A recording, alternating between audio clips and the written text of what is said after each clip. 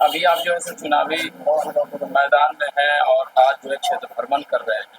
तो सबसे पहले तो इससे संबंधित क्या कुछ हुआ है, ये जानना चाहूँगा। क्या तैयारी है आपकी? क्या चल रही है? सब तैयारी तो है ही। तैयारी तो हमारी आज से नहीं चल रही थी। तैयारी तो 2020 ईस्वी में जिस दिन रिजल्ट हुआ और हम हारे, उसके ठीक दूसरे ही दिन से जनता के बीच में जाना, जनता के दुख दर्द को समझना, संगठन को मजबूत करना, कार्यकर्ताओं को पूरा उत्साहित करना, ये काम तो मेरा 2020 से ही शुरू है और लगातार चुनाव की तैयारी तो हमारी हो ही रही थी।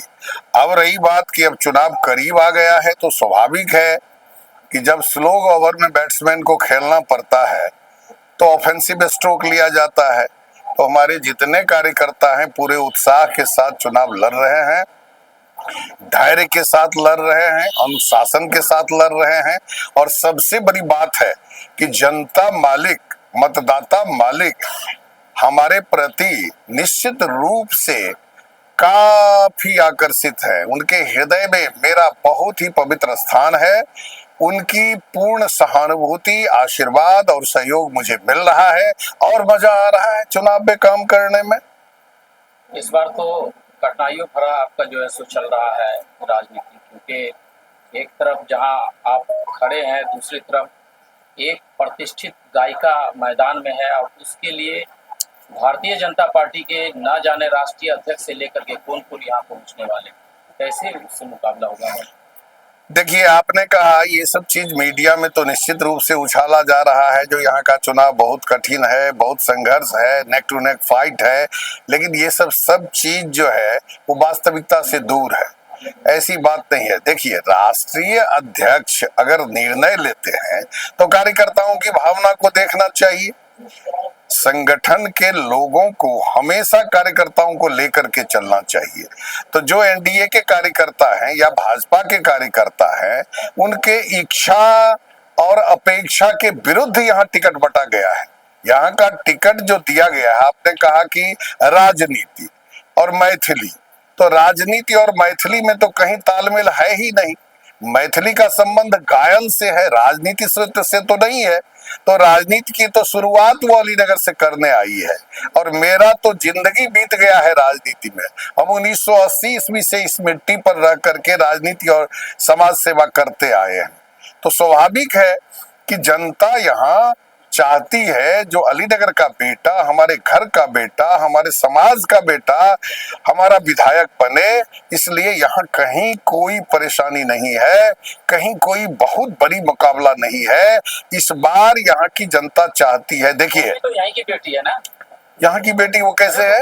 कि मैं हमारा ननिहाल है यहाँ। आप बताइए तो अलीनगर विधानसभा में उनका ननिहाल कहाँ है? झूठ बोल रही है। बताइए, आप बताइए अलीनगर में कहाँ है? तारडी के किसी गांव में, अलीनगर के किसी गांव में, घनश्यामपुर के किसी गांव में। अब किसी तरह से आप जोड़ लेते हैं अन्य फन्ने रिश्ता, तो ये तो अलग बात है? तो ननिहाल का सवाल कहाँ? ननिहाल यदि होगा भी तो कहीं अलीनगर से बाहर होगा, लेकिन अलीनगर में मुझे तो जानकारी है जो नहीं है। अगर अलीनगर में है ननिहाल तो खुलासा करवाइए, जो किस गांव में, किस टोला में, किस व्यक्ति कौन है। नाना जी का नाम बताइए, मामा जी का नाम बताइए, मामा गांव का नाम बताइए, कुछ कह दें, वोट लेने के लिए कुछ बोल दें। आपके सर पे क्या है? ये पाग है, पाग है। ये मिथिला का सम्मान नहीं है। मिथिला का सम्मान तो यहाँ की मैथिली। अरे भाई, मैथिली भाषा है सब। फेंका गया है ना। अगर कोई उठा के फेंकते हैं तो ये उनकी अज्ञानता है और मिथिला का अपमान है, यहाँ के मैथिल का अपमान है। पाग, ये पाग मान सम्मान मर्यादा प्रतिष्ठा का प्रतीक है। मिथिला और मैथिल के सम्मान का प्रतीक है। तो इसी तरह से उठा करके फेंकने वाले जो लोग हैं उनको यहाँ की जनता फेंक देगी। आप भी तो इतना ही व्याकुल है, बहुत व्याकुल है आप भी। हम क्यों मैथिली ठाकुर से जो है सो विनती कर रहे हैं। अरे सवाल है जो किसी बात को जब आप सकारात्मक रूप में लेंगे तब ना। मेरा स्टेटमेंट हुआ है जो मैथिली ठाकुर एक नाम है, मैथिली ठाकुर एक है मैथिली। तो आप समझ लीजिए जो मैथिली का मतलब होता है माँ सीता, माँ भगवती, माँ जगदम्बा का नाम भी है मैथिली। तो हमने कहा कि भाई माँ जगदम्बा जो है, माँ सीता जो है, माँ भगवती जो है, वो महामाया की रूप में है और मैं स्वयं महामाया का सेवक हूँ। दिन रात मैं माँ सरस्वती की आराधना और साधना में रहता हूँ। तो मैंने उस माता के बारे में कहा।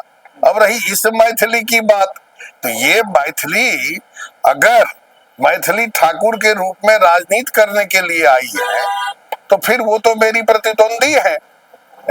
लेकिन मैथिली जो जगत जननी जगदम्बा है, उनको मैं प्रणाम कैसे नहीं करूंगा। उनके सामने तो मैं नतमस्तक हूँ और उन्हें बारंबार मेरा प्रणाम है। इस बार तो सभी पार्टियां ब्राह्मण पे ही गेम खेली, भारतीय जनता पार्टी हो, बीजेपी हो, एमएससी हो, जन सुराज हो, सभी तो ब्राह्मण पे ही इस बार दाव खेली। तो भाई तो ये अच्छी बात है ना, एक विनोद मिश्रा आने के बाद कम से कम इतना तो कर दिया कि दरभंगा में मैथिल के लिए, मैथिल ब्राह्मण के लिए सभी पार्टी को सोचना पड़ रहा है। इससे पहले आप क्या देखते थे कि सभी पार्टी मैथिल ब्राह्मण को उठा करके फेंक देती थी, लेकिन विनोद मिश्रा एक क्रांति तो ला दिया ना कि आज विनोद, यदि विनोद मिश्रा यहाँ नहीं होते तो ये ठाकुर, मैथिली ठाकुर कहाँ से आती है, यहाँ टिकट देती थी भाजपा ब्राह्मणों को। ये तो विनोद मिश्रा के चलते ऐसा हुआ है। तो ये अच्छी बात है जिस अर्थ में भी हो। और रही हमारी पार्टी, तो हमारी पार्टी तो ए टू जेड की पार्टी है। 2020 में भी एक ब्राह्मण के बेटा को, एक मैथिल ब्राह्मण को हमारी पार्टी टिकट दी थी और दोबारा फिर देखिए कि दोबारा फिर विश्वास हमारी पार्टी का मेरे ऊपर, हमारे नेताओं का विश्वास मेरे ऊपर हुआ है। इसके लिए मैं अपने नेता को, संगठन को बहुत बहुत धन्यवाद देता हूं, आभार प्रकट करता हूं। एक पोस्ट आपका बहुत वायरल हो रहा है, इसको लेकर के लोगों में विरोध भी चल रहा है। आपने कहा था कि मेरे राजनीति जीवन का हत्या हो गया है, फिर आज धन्यवाद दे रहे हैं। अरे सवाल है, जो परिस्थिति होती है ना, अगर मुझे टिकट नहीं मिलता, अगर मैं चुनाव नहीं लड़ता, तो इसके बाद फिर कहीं कोई रह जाता है ऑप्शन, बताइए। अब जो मेरा समय है, जो उम्र है, उसमें इस बार अगर हम चुनाव नहीं लड़ते तो फिर 5 साल के बाद हम चुनाव लड़ने योग्य रह जाते, तो एक तरह से तो मेरी राजनीतिक हत्या हो जाती। और तो मतलब इसको किसी अन्य से जोड़ करके नहीं देखा, कोई सवाल भी नहीं है। अगर ऐसा कोई करते हैं तो अनैतिक काम करते हैं, उनकी बुद्धि भ्रष्ट है जो ऐसा सोचते हैं। इसका संबंध और किसी चीज से है ही नहीं, हमसे है, हमारे जीवन से है और वर्तमान जो हमारा उम्र है, वर्तमान में हम जिस स्थिति और अवस्था में है उससे है।